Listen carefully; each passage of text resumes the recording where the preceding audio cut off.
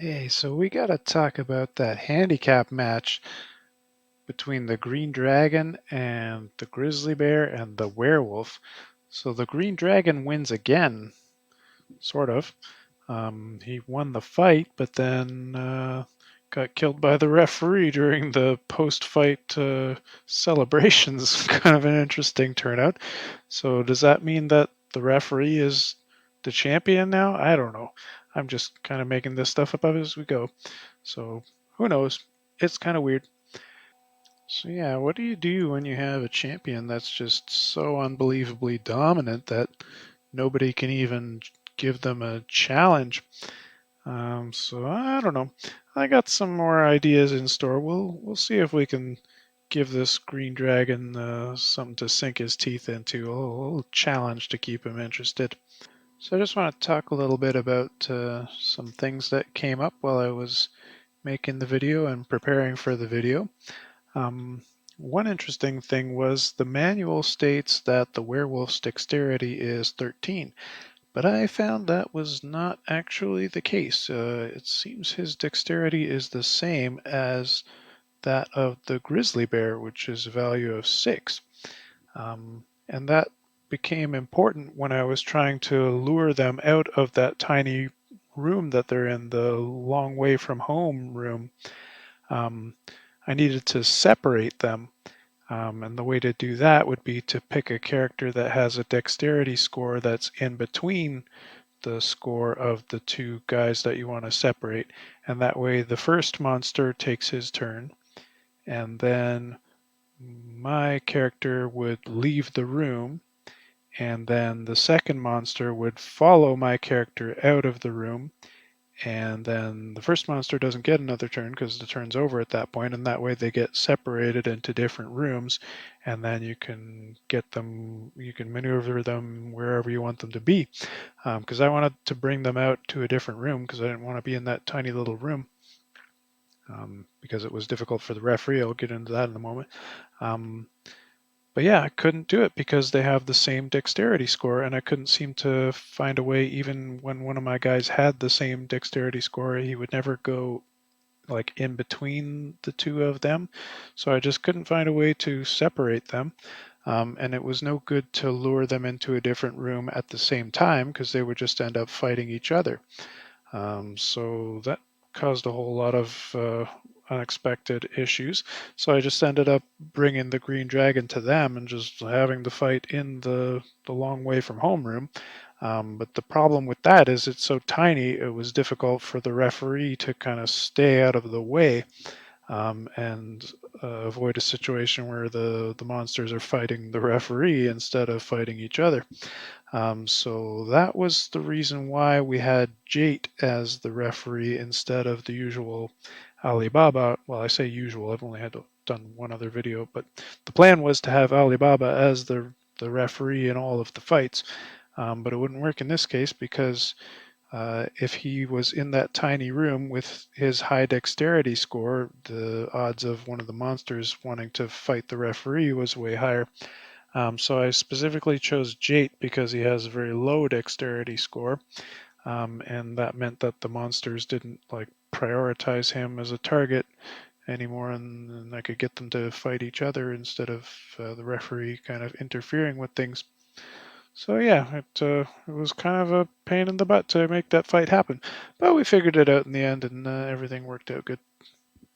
And now it's time for some nerd stuff. Nerd stuff, ba-bwah, nerd stuff, ba-bwah, it's party time. Excellent, nerd stuff, ba-bwah, nerd stuff, ba-bwah, it's party time. Excellent, and so on and so forth. So I wanted to circle back to the analysis I did on the fight between the Minotaur and the Green Dragon before.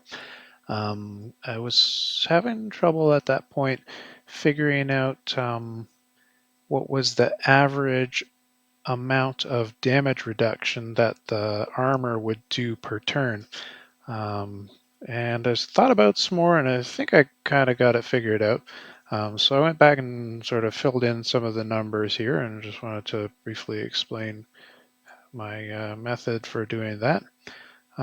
So I figured if we're going to figure out how much is the average reduction that the armor does, then we just got to look at all the possible scenarios of how much damage was done and what the armor would do in that situation.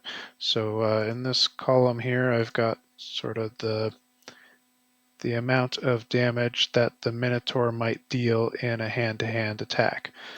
So it could be as little as 1, or if I scroll down a bit, it could be as much as 23. So that's like the minimum to the maximum. Sorry, I have to scroll. The window's not very big. But anyways, so that's sort of how much damage the Minotaur might do.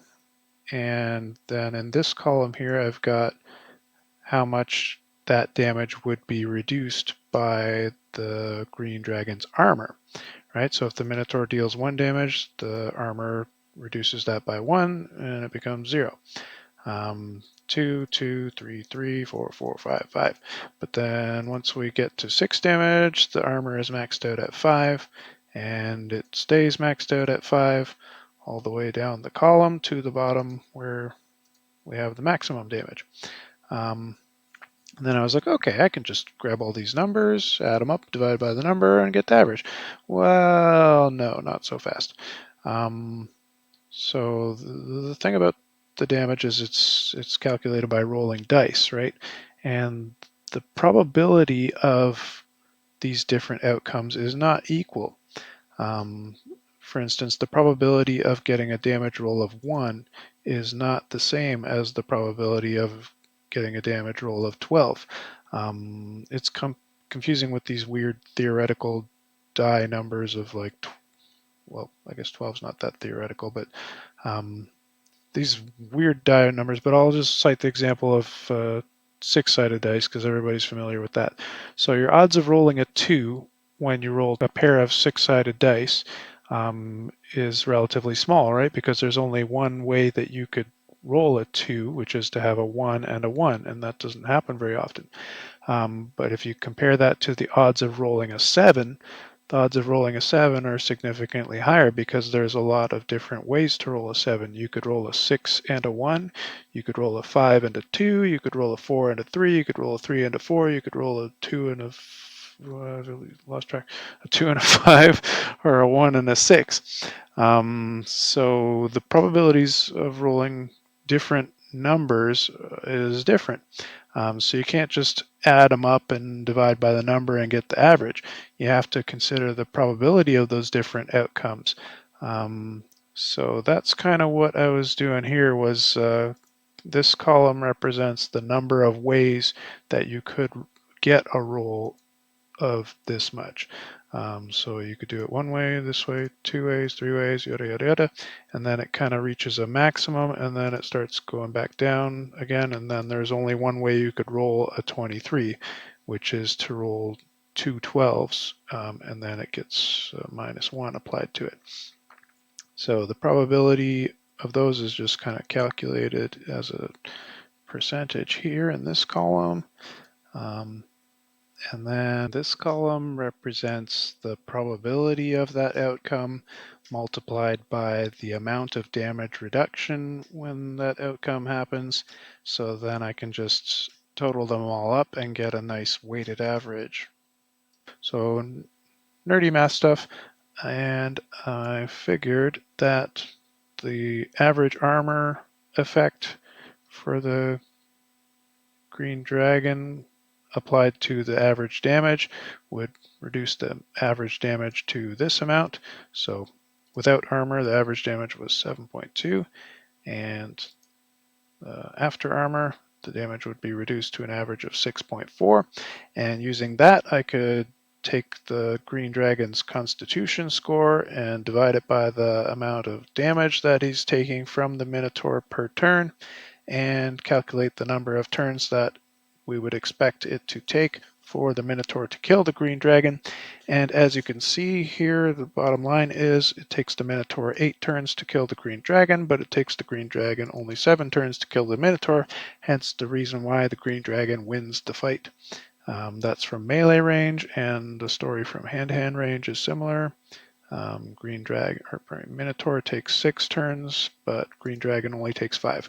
So he's gonna kill the Minotaur before the Minotaur has enough time to kill him, and that's why the Green Dragon wins. So that works for one-on-one battles. It has no relevance for the fight between the werewolf and the grizzly bear being a team. I don't know. Maybe I'll think on that a little bit and see if that could be kind of figured out in math and not have to actually run the fight. I did run that fight a few times, and yeah, the Green Dragon always won. So it seems like another case where he just is too good for his opponents, and we'll have to figure him out something new to try, a new challenge for the Green Dragon. Anyways, that's going to do it for this video. I hope you enjoyed it, and we will see you in the next one.